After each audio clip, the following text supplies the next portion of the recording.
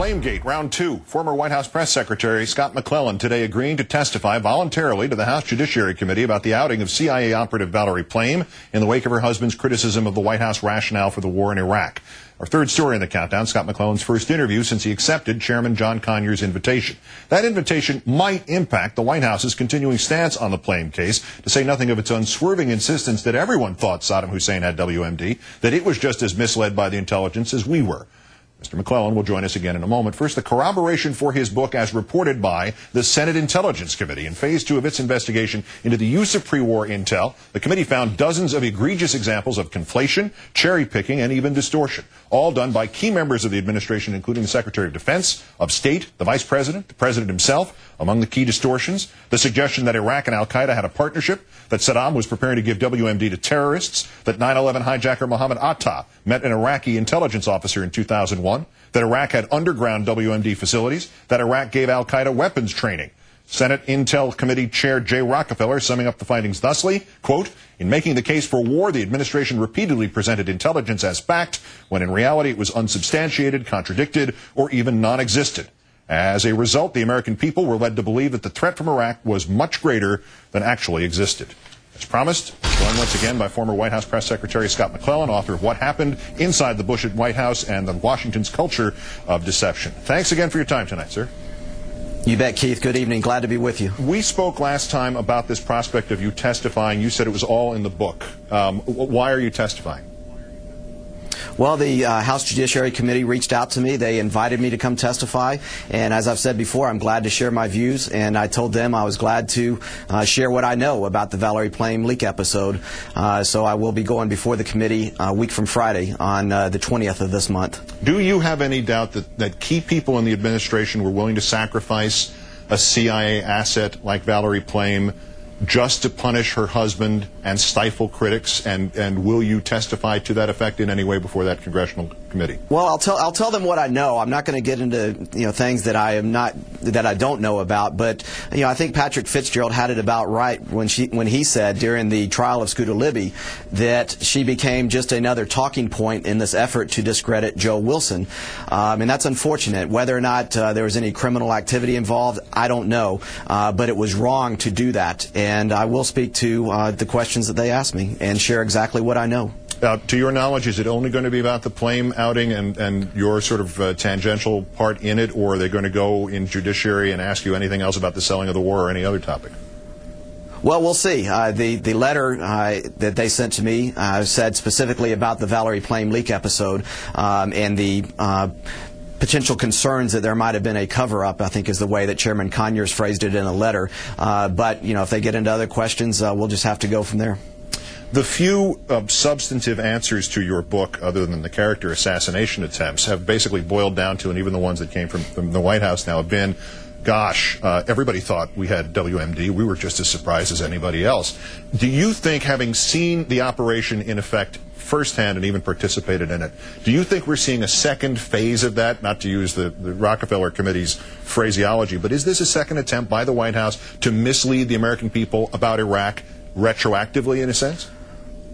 Well, what I do know is that the White House never wanted to have the way the case was made, the way the intelligence was used to sell the war to the American people, looked into or investigated by Congress. This was delayed for quite some time, and finally Chairman Rockefeller, Senator Rockefeller, pushed this forward to get to the truth.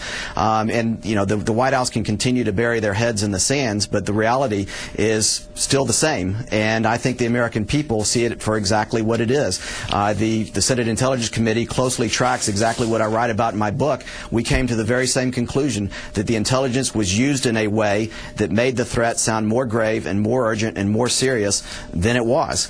And when you go to war, an issue as serious as war, the American people need openness and candor, and that was absent from this administration in the build-up to the war. Scott, let me put two things together. The Intelligence Committee report, very powerful in those respects, as you described.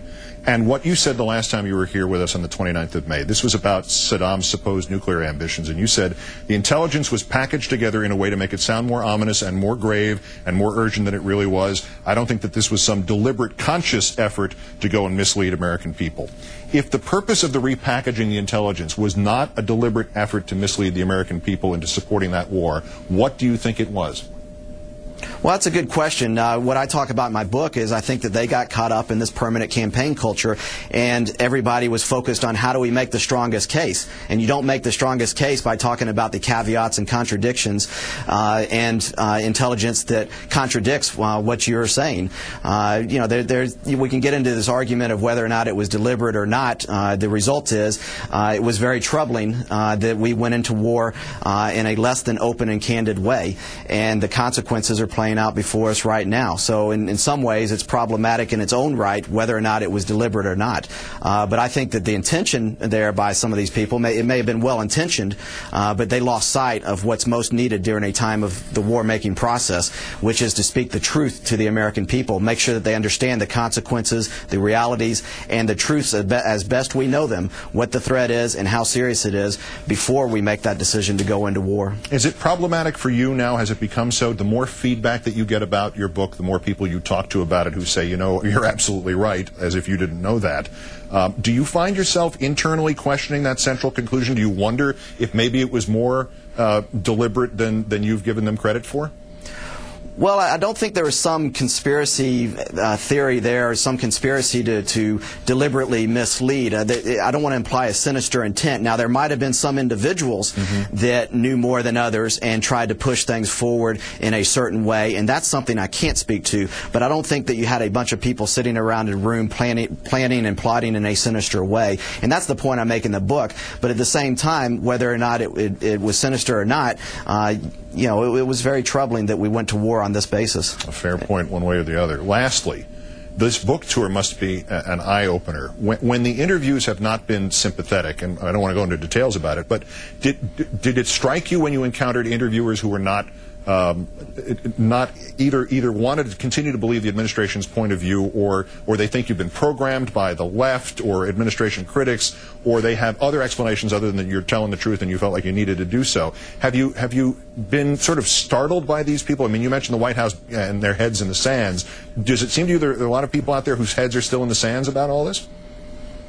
Well, I think that is the case. I think that some people would, rather we not talk about how the intelligence was used, they would just simply like to say the intelligence was wrong, but they were basing it on the intelligence.